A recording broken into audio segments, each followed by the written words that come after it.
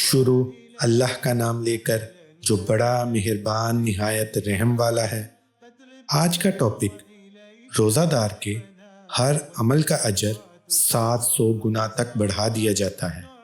حضرت ابو ہریرہ رضی اللہ تعالی عنہ سے مروی ہے کہ رسول اللہ صلی اللہ علیہ وآلہ وسلم نے فرمایا، ابن آدم کے ہر نیک عمل کا بدلہ 10 سے لے کر 700 گنا تک بڑھا دیا جاتا ہے۔ اللہ تعالیٰ فرماتا ہے کہ سوائے روزے کے بلا شبہ روزہ میرے لیے ہے اور میں ہی اس کا بدلہ دوں گا۔ انسان اپنی شہوت اور کھانے پینے کو میری رضا کے لیے چھوڑتا ہے۔